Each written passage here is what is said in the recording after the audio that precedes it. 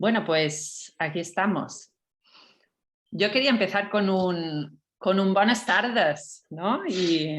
Buenas tardes. Y con un Arrachal León también, ¿eh? Con un buenas tardes y con un buenas tardes, porque creo que es, bueno, a mí me encanta tener hoy aquí a Said y además me parece que es muy la representación de las diferentes identidades, ¿no? Nos contaba que, bueno, que le preguntábamos ahora, ¿no? De dónde era con este nombre, ¿no? Y, y bueno, pues nos ha explicado que nace en Marruecos, pero que lleva viviendo en Cataluña hace, bueno, desde los 7 años, has dicho, ¿no? Y Said es miembro titular del Instituto de Psicoterapia Relacional y su director del curso de especialidad en psicoterapia relacional en el Instituto Catalán Donald Winnicott y Ágora Relacional.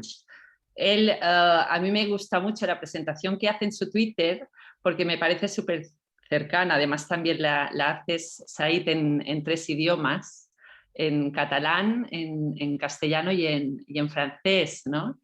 Y bueno, se define como psicólogo, como escritor y ciudadano del mundo casi, dices. Ya nos explicarás, ¿no? Un poquito este casi, ¿no? Que yo, bueno, me quedé un poco, ¿no? Pensando a ver qué es lo que te significa, ¿no? Este casi.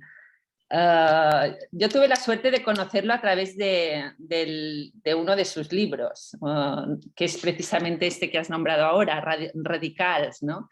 Y fue muy curioso porque yo estaba intentando trabajar un poco el tema de la identidad, pero más concretamente en el género, ¿no? que es donde estoy ahora trabajando. Y estaba mirando TV3, la televisión autonómica catalana, y fue cuando estuvieron anunciando esta novela tuya, ¿no? Hablaba sobre todo y habla sobre todo este trabajo de la identidad en las personas migrantes y surge, tú ya nos dirás si voy bien o no, pero surge un poco desde, ¿no? A raíz de cómo hemos vivido todos los atentados en Barcelona. No me ha pagado nada, ¿no? Pero sí que es verdad que os recomiendo mucho el libro de Radicals, porque a mí es un libro que me ha gustado un montón, ¿no? Y creo que vale mucho la pena leerlo, ¿eh? Y bueno, nos acerca un poco a todo lo que nos va a intentar de alguna manera explicar en esta ponencia de hoy, ¿no? Que la titula De la difusión a la fusión de la identidad. Y bueno, te paso la palabra. Adelante. Muy bien, buenas tardes. Muchas gracias, Nati, por tu presentación. Muchas gracias a la PAC por la invitación.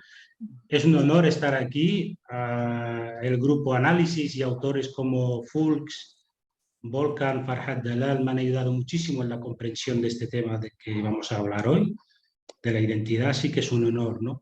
Respondiendo un poquito a la presentación que tú hacías del ciudadano del mundo casi, tengo que decir, me hubiera gustado que fuera mío, pero está sacado de Hanif Kureishi, que empieza su primera novela, El Buda en los suburbios, diciendo: me llamo Karim Hamid y soy inglés de los pies a la cabeza, coma, casi. Y me gustó mucho este arranque, ¿no? De decir la voluntad de decir soy inglés y después la retracción de decir, bueno, casi, ¿no? Y este casi lo convertí un poquito para mí es muy importante porque todos somos casi buenas personas, casi buenos profesionales, casi ciudadanos del mundo, casi todo lo importante, no acabamos de serlo nunca, sino que es un perpetuo caminar, ¿no? Así que es un concepto que a mí me gusta mucho y que lo utilizo en mi segundo libro, que se llama Cartas a mi hijo, un catalán de los pies a la cabeza, casi. Este casi también es de Hanif Kureishi. Muy bien, voy a poner el PowerPoint.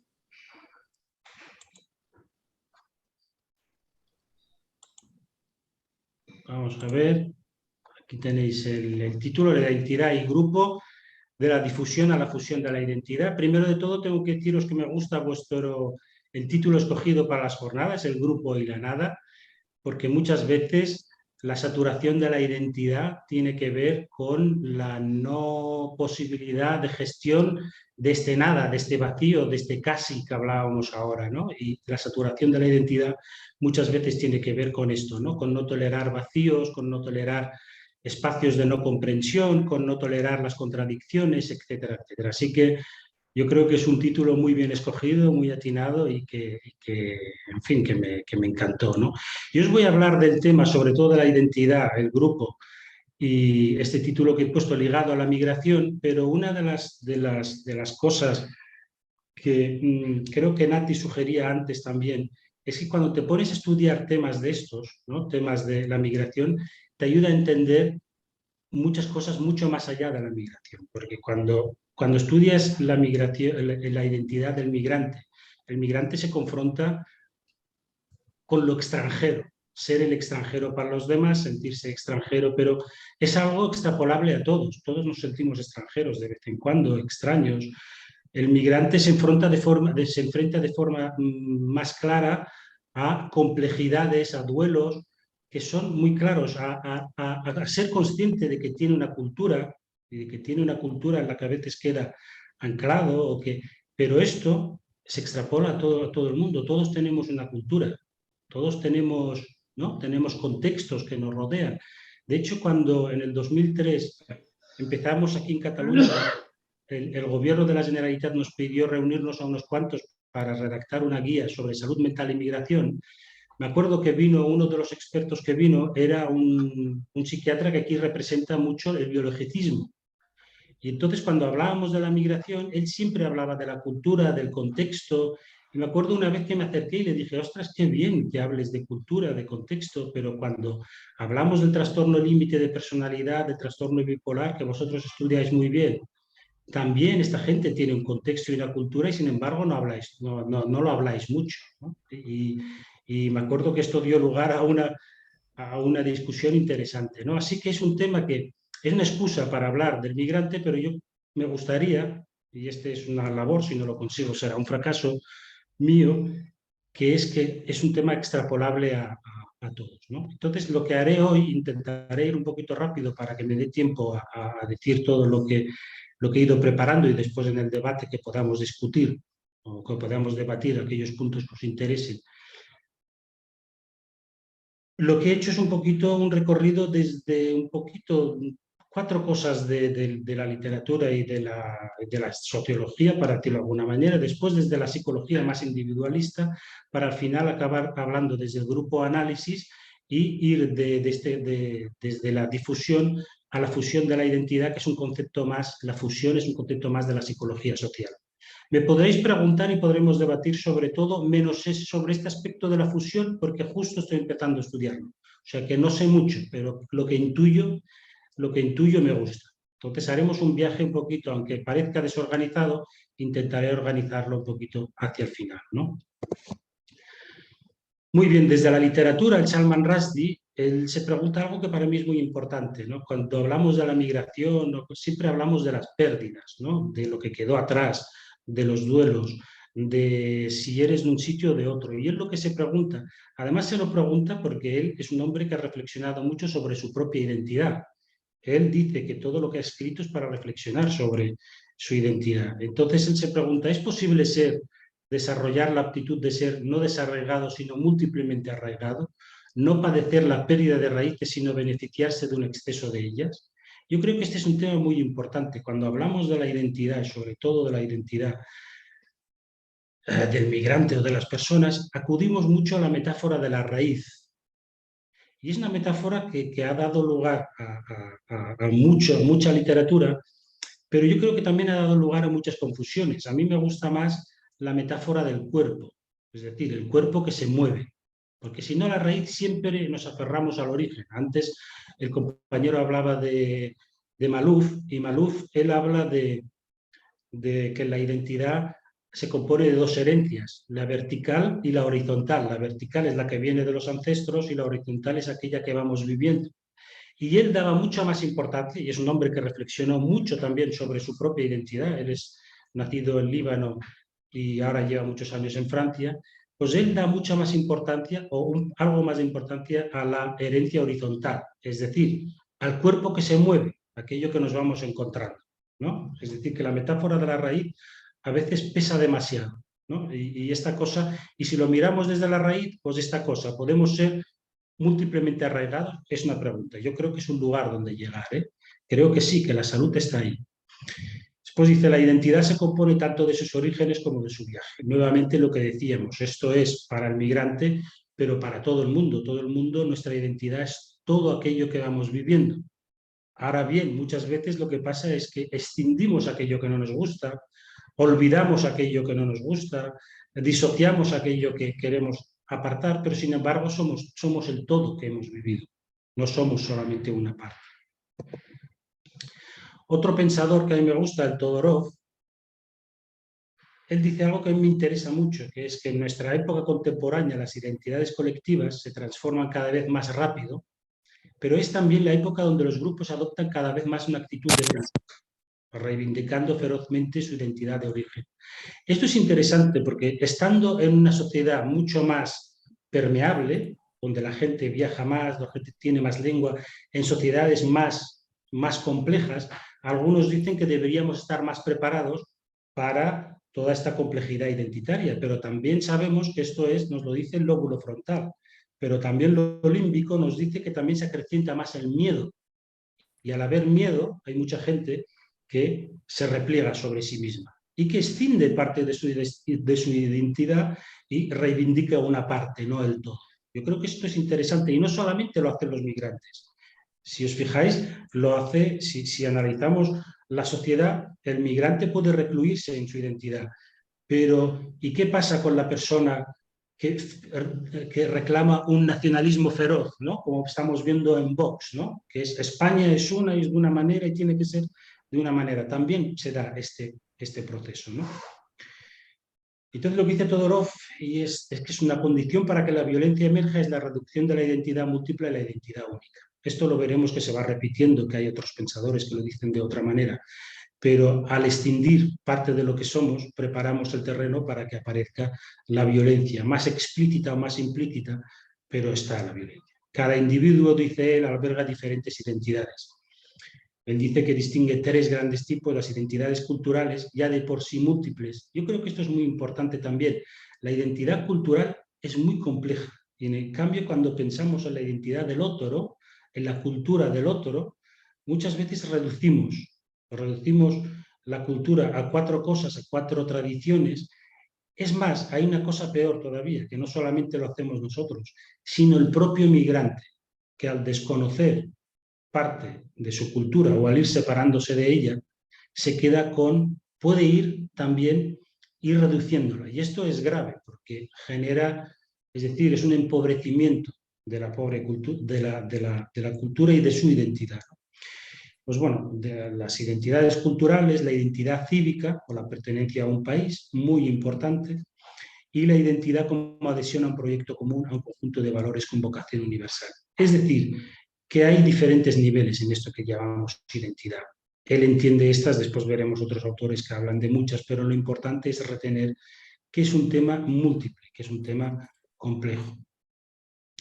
Si nos vamos ya a la psicología, ¿no? Hasta que decíamos un psicólogo siempre que habla de la identidad, pues acabamos citando a Erikson y además merecidamente, ¿no? Y él dice que la identidad es la sensación interna permanente de ser siempre igual a uno mismo, experiencia subjetiva de un persistente sentimiento de seguir siendo uno mismo. Escojo esto de las muchas cosas que dijo, porque es una definición que yo creo muy clara, pero que a la vez vamos a ir zarandeando un poco, porque esto de sentirse siempre la misma persona, cuando has vivido un proceso de muchos cambios, en algunos momentos también se resquebraja, también está en entredicho, ¿no? Entonces, la identidad, dice, es una síntesis general de las funciones del yo, de un lado, y la consolidación de un sentido de solidaridad con los ideales del grupo, identidad de grupo, por otro lado. Aquí llegamos un poquito también a la madre de todo, ¿no? Que es que el grupo es indisociable en la persona, aunque el grupo análisis lo desarrolla mucho mejor, ¿no? Esta indisociabilidad, pero vemos que desde la psicología más individualista, para decirlo de alguna manera, cuando piensan en la identidad, la cultura, siempre acaban llegando en que hay un grupo, hay un otro que nos constituye. Y yo creo que esto es muy importante. La mirada del otro es muy importante para la construcción de la identidad. Insisto, no solo para el migrante. Desde Winnicott, que es uno de los psicoanalistas padres del psicoanálisis, que ahora se llama relacional, él insistía mucho en que la identidad se constituye a través de la mirada del cuidador, ¿no? Y que una madre o un cuidador que deje ser mirado y que en su mirada transmite sentimientos al bebé, crea una identidad del bebé mucho más amplia que un mirador que lo cuida o lo mira con ansiedad, ¿no? Es decir, que esto es válido para todos. Pues la difusión de la identidad, que es el título de la conferencia también.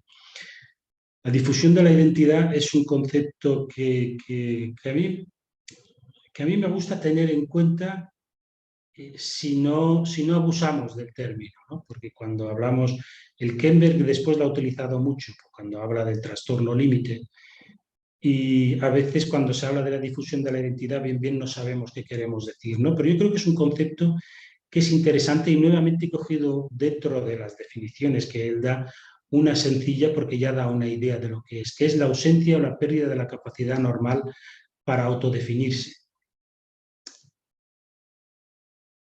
Podríamos decir que en la difusión de la identidad lo que actúa los mecanismos son los mecanismos de defensa primarios, ¿no? La escisión, la proyección, la disociación, ¿no? Son los mecanismos que actúan, ¿no? Y una consecuencia de la difusión de la identidad es la elección de una identidad negativa.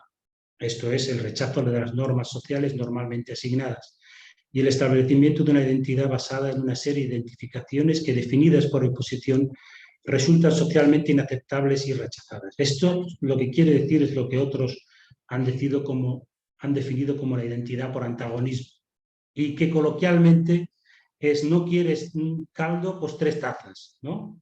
A veces la sabiduría coloquial también tiene lo que es la psicología después interpreta de forma más compleja, que es cuando se me pide ser únicamente de una manera, puedo reaccionar yéndome a lo antagónico y puedo perjudicarte a ti, pero lo que no sabe la gente es que se perjudica a sí misma también con esta reducción, ¿no? Desde la psicología más kleiniana, los Greenberg, que tiene un libro muy interesante que es Migración y Exilio, estudio psicoanalítico, es interesante porque desde lo kleiniano, que es los objetos internos, el tema más individual de la psicología, para decirlo de alguna manera, cuando estudian la migración, son muy claros también en esto, ¿no? Y lo definen de una manera que me gusta. Dicen: el sentimiento de identidad, que después es extrapolable a todos, no solamente al migrante, pero estudiando la migración llegan a estas conclusiones, ¿no? Dicen: el sentimiento de identidad es el resultado del proceso de interacción continua entre 3 vínculos de integración. El espacial, que es el que da la diferenciación self-no self, yo no yo, para reducirlo un poco, ¿no? Que es el que da el sentimiento de individuación. Esto sabéis perfectamente, cuando venimos a la vida no venimos con una noción de ser alguien diferente y único en el mundo. Esto lo vamos consiguiendo con los cuidados, al año de vida está bastante claro y a los 3 años ya debería darse claramente, ¿no? El sentimiento de individuación. Después está el vínculo de integración temporal, que es distintas representaciones del self en el tiempo. Yo soy el niño que fui en el pasado. Esto es lo que te da el sentimiento de mismidad. Y el social, que es la relación entre los aspectos del self y el exterior, que es lo que te da el sentimiento de pertenencia. Esto es así desde el principio. Entonces, soy alguien único, soy el mismo a pesar de los cambios y que pertenece a un contexto. Si lo pensamos en la migración, el contexto y la pertenencia es compleja. A dónde perteneces, ahí se activa el proceso de aculturación, esto que decíamos, ¿no? Saberse pertenecedor de diferentes realidades. O sea, aquí la cosa se va convirtiendo en compleja, pero es compleja toda identidad, ¿no? Porque incluso para las personas no migrantes podemos pertenecer a diferentes grupos, y grupos a veces que no siempre van de la mano o que no siempre están de acuerdo. Es decir, que la pertenencia siempre está en entredicho y podemos hacer que esta pertenencia se ensanche o se reduzca, ¿no? Es decir, que yo creo que es un tema interesante. Y cuando hablamos de la migración, a veces se dan casos. Si la migración, por ejemplo, ha sido en condiciones muy duras, como algunos niños o adolescentes que viajan en pateras o escondidos en camiones, estos 3 vínculos de integración pueden resquebrajarse todos, de tal manera que podéis ver casos de chicos que sin ser psicóticos, sin padecer una psicosis, pierden toda noción de ser alguien diferenciado del mundo, de ser alguien que siguen siendo los mismos a pesar de los cambios y ya no digamos que pertenecen a un lugar, ¿no? A veces se producen regresiones donde todos estos ejes que hablan los Greenberg tambalean, pero en otras tambalean. En otras migraciones un poquito más tranquilas, sobre todo este segundo, el sentimiento de continuar siendo la misma persona a pesar de los cambios, necesita un tiempo, ¿eh? A veces veréis gente que está como un poquito, ¿y dónde soy? ¿Quién soy? ¿Sigo siendo el mismo? ¿No? Y ya no digamos este tercer eje, siempre en el tema de la migración siempre está puesto en primera plana, ¿no? De dónde soy, dónde pertenezco. Pero es un tema muy, muy interesante, ¿no? Cuando hablamos también de la migración, pues tenemos que hablar de los duelos, ¿no? Y el Achotegui, que los estudió bien y que los tiene bien teorizado, del duelo migratorio, que es un duelo complejo, él dice que es parcial, porque haces el duelo por algo que no está, es recurrente y es múltiple. Es recurrente porque no se acaba nunca, el país está ahí, todo está ahí, las llamadas por teléfono están y es recurrente, y es múltiple porque haces el duelo por varias cosas.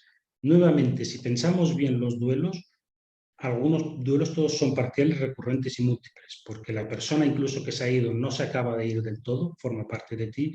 Es recurrente porque puedes pensar en ella muchas veces y es múltiple porque haces el duelo por muchas facetas de la persona que hayas perdido. O sea que también es una cosa común a todo. Después una cosa que dice que es interesante, que es esto que estamos estudiando hoy, que es que afecta a la identidad y cómo la afecta. Para ir bien, debe de ensancharla. O sea, si hay un fin, que no lo hay nunca del todo, ¿no? Pero el fin del duelo es ensanchar la identidad, un duelo sano, bien elaborado. Si al final la solución o la salida que se le da al duelo es el no, yo soy solamente una cosa, es un duelo mal elaborado. Pues conlleva una regresión psicológica, como todos los duelos, porque nos sentimos indefensos. Esta regresión psicológica es bien normal al principio, y no es patológica, cualquiera que haga un cambio se siente indefenso, ¿no? Y por lo tanto al principio si viajáis a la China va a ser, digo a la China porque para mí es uno de los países más desconocidos, entonces no voy a tener ahí referentes y seguramente que voy a sentirme como un niño que hasta no tener estos referentes va a querer ir de la mano que alguien, ¿no? Que le organice un poquito lo que está viendo, que se lo puede traducir, etcétera, etcétera. Pero la regresión es patológica cuando se alarga mucho en el tiempo, ¿no? Comporta la ambivalencia al país de acogida y hacia el país de origen, ¿no? La ambivalencia siempre va con el duelo. Y la ambivalencia no siempre es patológica, pero sí que lo es cuando buscas darle una solución muy extrema, ¿no? O un lugar u otro.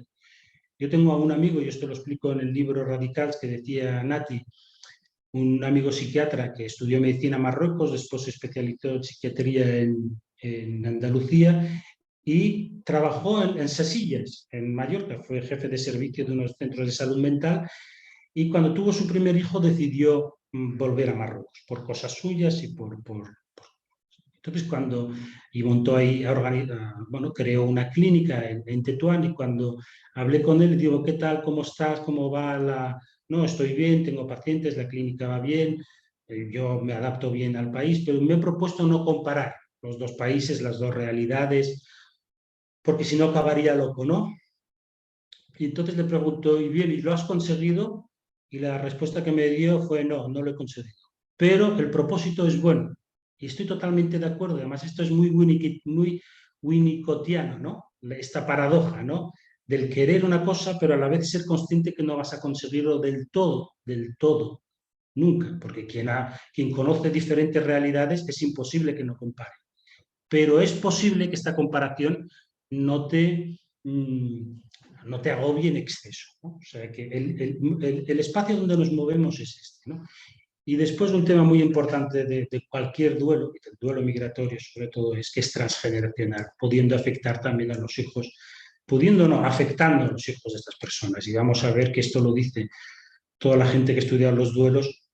En los grupos también volcan especialmente, como vamos a ver después, ¿no? Es transgeneracional, aquello que no hace una generación deja los deberes a la otra, ¿no? Pero en el tema de la migración, como es algo tan complejo, yo creo que viendo el proceso de aculturación de los hijos, viendo si estos hijos hablan bien los idiomas, si se sienten bien en el país, es una forma de ver si los padres han hecho una buena transmisión o no. No lo vamos a ver del todo en la primera generación, porque es algo tan complejo que los padres difícilmente van a hablar muy bien las lenguas, difícilmente vayan a sentirse al 100% bien en el país, es decir, que el proceso de los padres siempre va a ser un poquito más inacabado que el de los hijos.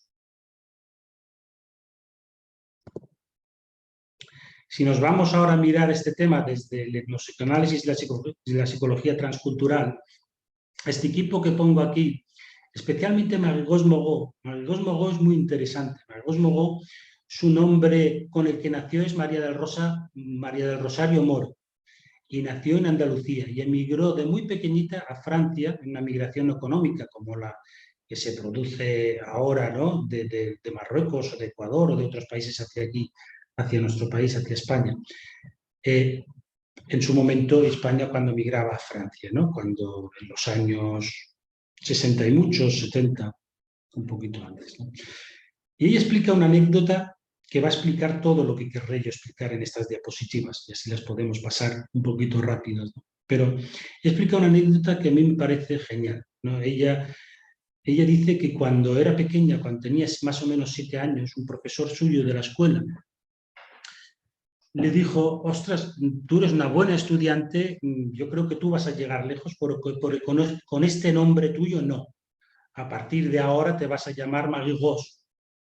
Y ella, una niña un poquito, no sabía cómo tomar esta información, ¿no? Si como algo bueno, como algo malo, pero en todo caso intuía que no era un tema fácil de digerir, ¿no? Este comentario. Y fue a la madre con una cierta intranquilidad a comentárselo. Le dice: mira qué me ha dicho el profesor, ¿no? Que a partir de hoy me llamaré Marie-Rose.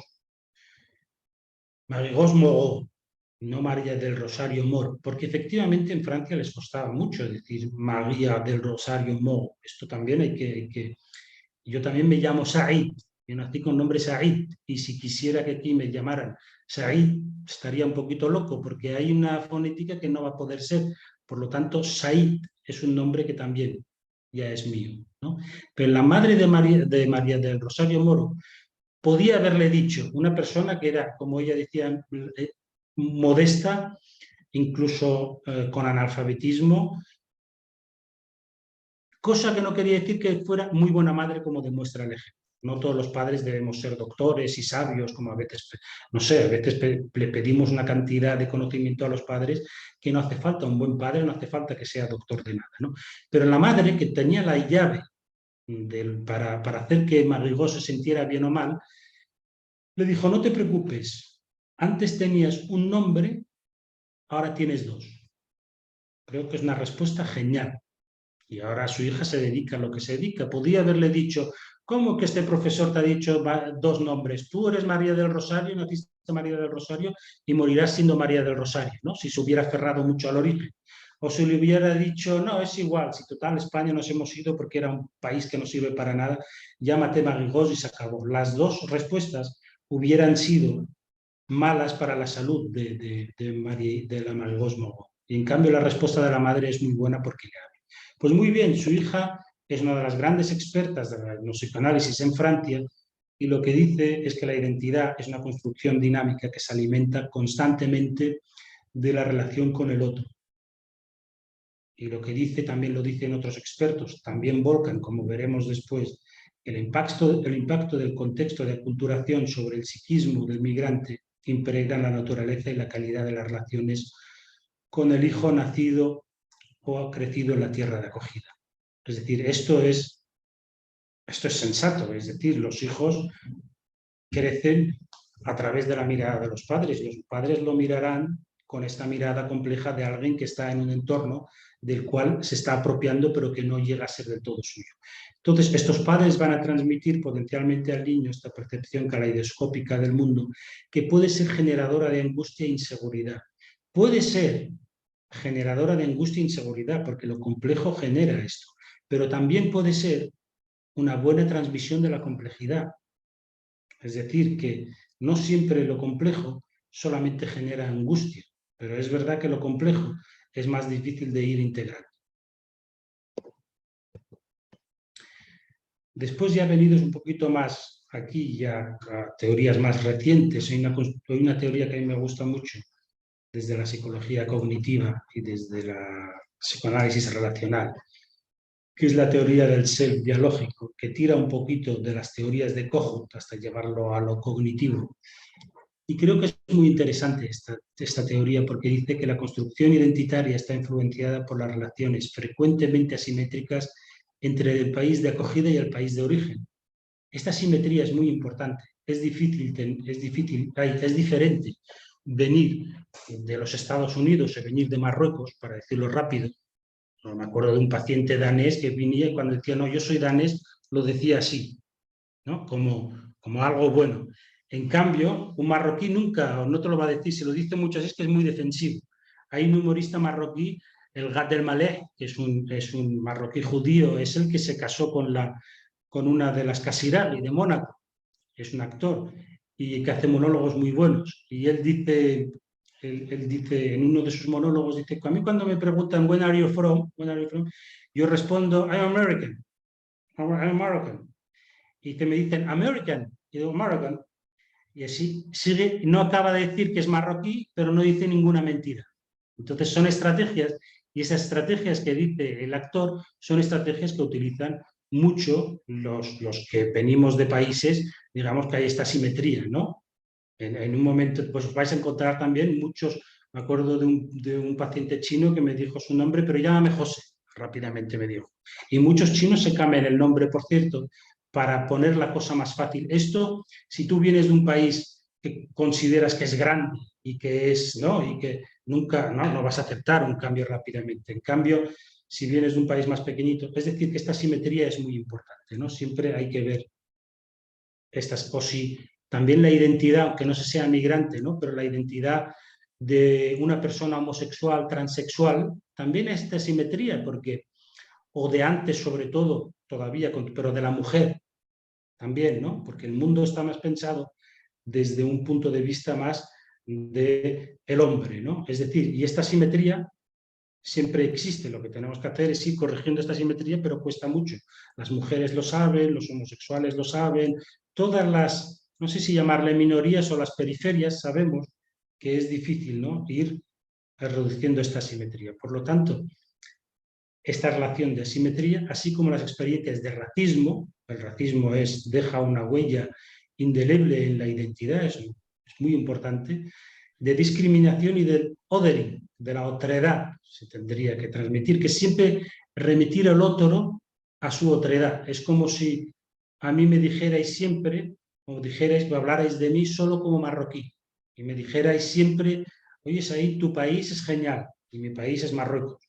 La comida de tu país y el té están muy buenos, sois muy acogedores, me diríais cosas muy buenas, pero siempre me estaríais remitiendo a ser el otro. Y yo estaría un poquito incómodo porque diría, bueno, ni es tan bonito el país Marruecos, todo tan acogedor, ni tampoco a mí me pongas siempre en la situación de ser el otro. A lo mejor ahora no me apetece, ¿no? Es esta cosa un poquito más amable, pero que también genera alguna huella en la identidad. Nuevamente, vosotras las mujeres sois, ¿no? Y ves que hay incomodidad. Vosotros los homosexuales, vosotros los negros, esto es la otredad, ¿no? Remitir, aunque sea con buena intención, pero tiene algo de reduccionista seguro, algo o mucho en función de lo que dice. Entonces, en esto del racismo, para poner un poquito algo, ¿no? A veces los estudios científicos parece que nos dan un poquito de bata blanca, ¿no? De decir, bueno, es que lo dicen también. Bueno, pues pongámoslo también, ¿no? Los estudios científicos dicen, se ha constatado que repetidos incidentes de discriminación por parte de nativos rebajan la autoestima de los hijos de los migrantes. Y la autoestima es muy importante porque si la van rebajando a edades muy tempranas, pues un chico o una chica con una autoestima herida, pues difícilmente vaya a crecer bien, vaya a llevar sus proyectos adelante, etcétera, etcétera. Aparte que hace que te identifiques mucho más o que tengas una identidad reactiva, ¿no? Pero, es decir, que el racismo tiene sus huellas, ¿no? La literatura científica señala que las altas percepciones de discriminación en la adolescencia temprana rebajan la autoestima y generan identidades reactivas opuestas a la sociedad de acogida. Bueno, esto es lo que hemos dicho y lo que decimos y lo que se ha visto también en Francia, en los Países Bajos, en el Reino Unido, allá donde se han hecho estudios, y aquí en España que se han hecho con este estudio que cito aquí, pues también hablan de este tipo de identidades reactivas en los jóvenes venidos de otro lugar.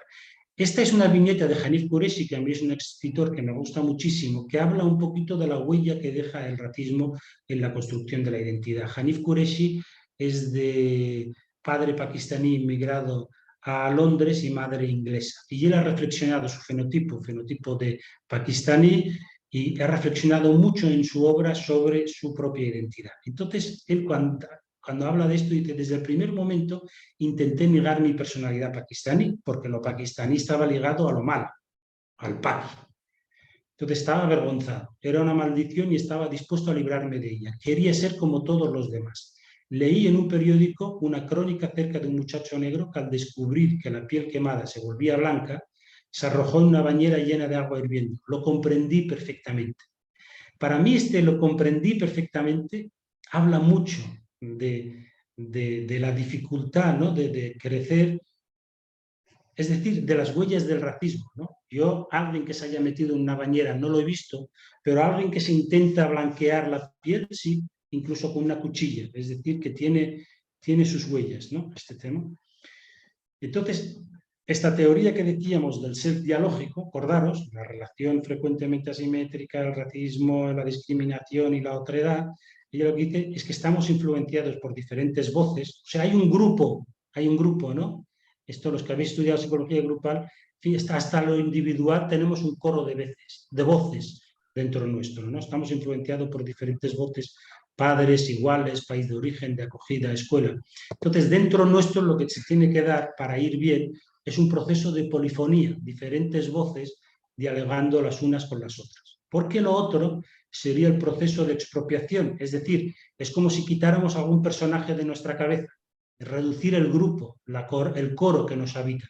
Y esto es empobrecer nuestra propia identidad, porque el ser dialógico, el ser es dinámico y generador de innovaciones. Desde otra teoría que a mí me gusta también, sobre todo el Camilleri en Francia, que fue un gran estudioso de la identidad, él era tunecino, si no recuerdo mal, crecido en Francia. Él lo dice de una manera que me encanta, ¿no? El modelo dinámico de la identidad, proceso identitario nuevamente de los grupos sociales, así como lo individual se construye en la relación con el entorno social, esto lo sabéis bien, sobre todo vosotros, grupo analista. Aquello que somos, decía, la identidad de hecho, busca entenderse con aquello que aspiramos a ser, la identidad reivindicada, y con aquello que los otros querrían que seamos, la identidad prescrita. Acordaros de que la mirada construye la identidad del otro, y la identidad prescrita con alguna gente, con los inmigrantes, y cuando hablamos con los inmigrantes, sobre todo hablamos con los inmigrantes de inmigración pobre, ¿no? No hablamos de gente que viene, ¿no? Sino, entonces la identidad prescrita, lo que pensamos del migrante, lo que pensamos de los gitanos, lo que pensamos de los negros muchas veces, hay estudios que dicen que cuando se han hecho estudios de identificar incluso a criminales de algún delito, se identifica mal a muchos negros, la gente está convencida de que es el negro el que cometió un crimen que no lo cometió la persona negra. Es decir, que nuestro psiquismo funciona así. La identidad prescrita es una identidad inferiorizante. Y entonces, al ser inferiorizante, hace que la gente también tenga, pues, otra vez problemas con su coro mental, la identidad reivindicada, quién quiero ser. Si tú vives en un entorno que te dice que no vas a ser aquello que tú aspiras a ser o que te pone muchos límites, esos límites te los vas a llevar tú dentro tuyo. Es decir, que esta mirada también puede, entonces te autolimitas, te autocensuras, ¿no? Y te empobreces. Esto yo creo que es una teoría muy clara de... Aquello que caracteriza la estructura identitaria es su naturaleza dialéctica, integradora de contrarios. Los peligros es la identidad prisión, es decir, nuevamente la escisión, ¿no? O sea, vamos viendo que dicho de una manera o de otra, desde una teoría o de otra, todos llegan a la misma conclusión. Y esta identidad prisión tiene muchos nombres, pero tiene dos básicamente, el que están en los extremos, y que también lo ha dicho mucha gente de diferentes maneras. Unos le llaman hiperadaptación, otros le llaman la asimilación contrafóbica, pero la hiperadaptación es adaptarse a aquello que se espera de ti, solamente, la asimilación. Yo vengo aquí a este país, hablo el castellano y lo que yo traigo conmigo o dejo de traer es igual, lo dejo atrás y ya está. Me hiperadapto, soy español y se acabó. O en otras, ¿no? Déjate, no sé, con los homosexuales, pues la hiperadaptación es adaptarse, sobreadaptarse a la sociedad que tenemos, asumir que no te van a mirar bien siendo homosexual, guardar esta identidad en un cajón y no mostrarla del todo, ¿no? La hiperadaptación o la asimilación contrafóbica que dice Salma Lahta. O bien otro, que es el cierre, la afirmación de sí, que le llamaban otros, o el retiro etnocéntrico que le llama Haftar, que es que la única forma de proteger su cohesión interna es cerrándose a toda intrusión posible. Es decir, con una identidad defensiva que digan, yo solo soy marroquí o solo soy musulmán. Y lo musulmán y lo marroquí es esto, ¿no? Que es el cierre. Son dos grandes mecanismos de esto que otros llamaban la identidad prisión. En medio hay muchas más gamas, ¿no? Hay muchos más mecanismos, pero estos dos son los más problemáticos. Si nos vamos a mirar el tema desde el grupo análisis, y aquí viene Volkan, y viene también lo que decía Miguel Suñé, que él ha sido que ha hecho mucho por introducir con sus traducciones a Volkan y a Farhad Dalal en nuestro contexto, ¿no? Y hay que agradecérselo también, ¿no?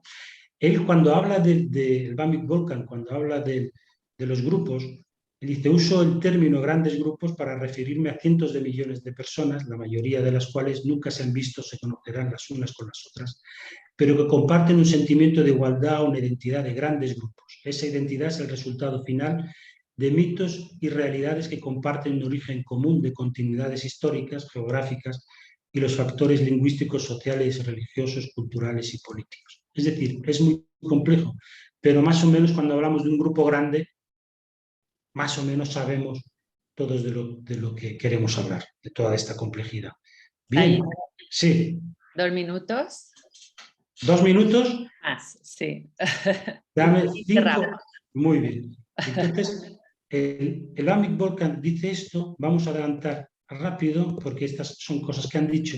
Y el resumen es que contra más amenazada está nuestra identidad colectiva, más nos enganchamos a ella. Hacemos todo tipo de cosas para protegerla, incluso actitudes masoquistas o sádicas, ¿no? Sádicas, un atentado terrorista es algo sádico, pero masoquistas también, porque puedes autolesiones, hay gente que tiene una identidad defensiva y que se recluye en su casa y con su gente y se acabó.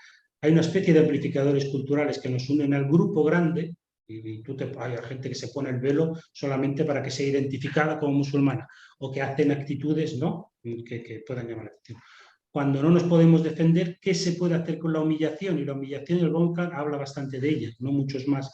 Uno de los caminos es la idealización del victimismo. Este es el peor. Otro camino es exprimir el cerebro para decir de dónde baja esta humillación, ¿no?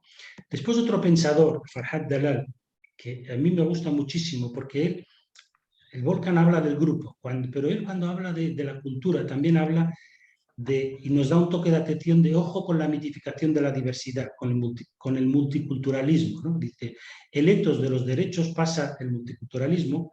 En el multiculturalismo, el etos de los derechos pasa del dominio individual al de las culturas. Desde este momento, las culturas pasan a ser tratadas como entidades individuales o como personas, con límites y espacios internos. Claramente la intención es marcar las diferencias para poder mantener la diferenciación. Esto es lo que en individual el Freud llamaba el narcisismo de las pequeñas diferencias, ¿no? Entonces, así como el romanticismo proponía que el individuo debía expresar su yo interno de forma auténtica, ahora las culturas tienen el deber de mostrar sus métodos de forma pública, porque si no lo hacen no estarán viviendo su cultura de forma auténtica. Esto es algo también que tenemos que combatir, la autenticidad de las culturas. Es decir, que las culturas son entes mucho más complejas y el multiculturalismo ha intentado reducirlas. Y este es un toque de atención que yo creo que es muy importante. Fulks, importantísimo, a pesar de todo esto, de toda esta complejidad, pero él lo que dice es que hay un instinto fundamental del ser humano, es la pertenencia. No es un lujo. Existe una necesidad fundamental de pertenencia en todos los seres humanos. Es una condición necesaria para tener la experiencia psicológica de bienestar. Y mucha gente intenta pertenecer. Cuando no consigue pertenecer y hacerse cargo de toda esta complejidad que hemos explicado, que es mucho y que la estamos reduciendo mucho, la tentación es reducirla y pertenecer solamente a un grupo. Y entonces deviene problemático. Y cuando intentas pertenecer solamente a un grupo se da, a una verdad, se da lo que otro pensador, Mohammed Arkoun, en su triángulo antropológico, él dice que cuando reducimos nuestra identidad, corremos el riesgo de convertir nuestra verdad en convertir esta verdad en algo sagrado, y entonces genera violencia, porque cuando yo tengo una verdad, lo que quiero es defenderla, y la puedo defender con violencia. Esto él lo aplicaba, él es un islamólogo, antropólogo y muchas otras cosas más, lo aplicaba al Islam, pero lo bueno también dijo que es extensible a todos. Una única verdad sacralizada puede generar violencia. Esto es lo de reducir la identidad múltiple a una identidad única, es decir, puede generar violencia. Y estoy acabo y después llegaremos a la fusión. Fethi Ben Salma, que es un psicoanalista que ha estudiado el tema, dice que en estado de fragilidad identitaria, la oferta yihadista o la oferta de un nacionalismo exacerbado o cualquier oferta crea una demanda transformando esta fragilidad en una potente armadura. Ahí donde hay fragilidad, ellos te dan una ideología fuerte. Esto produce en el sujeto una sedación de la angustia, un sentimiento de liberación, incluso de omnipotencia. Es decir, una secta es dura, pero relaja las exigencias también. Por eso la gente, ¿no?, te dicen todo lo que tienes que hacer, cómo debes de pensar y está. Deviene otro, escoge otro nombre. Adopta comportamientos idénticos a los miembros de su grupo. Si los discursos de los yihadistas se asemejan hasta el punto de que parecen la misma persona, es debido a la abdicación de una gran parte de singularidad. Y con esto llegamos, con esta abdicación de la singularidad, de la propia identidad, llegamos a que opera una soldadura yoica de las fracturas subjetivas e identificatorias, fusionando al yo del sujeto con un grupo de pares. Bien, acabamos ya con la fusión de identidad, que me parece un concepto que ya os digo, que justo empieza a ser objeto de estudio mío y que tiene que ver con todo esto, bebe de todo esto que hemos visto. ¿Y qué es la fusión de la identidad? El concepto ellos lo definen cuando los miembros de un grupo perciben que dicho grupo es una externalización de sí mismos, se consideran que el grupo está fusionado con el individuo. Individuo y grupo se vuelven una misma cosa. Esta fusión se manifiesta con un elevado compromiso del individuo con el grupo, que no solo se refiere a la empatía e identificación con el grupo, sino un fuerte sentimiento de nosotros, una exacerbación de nosotros.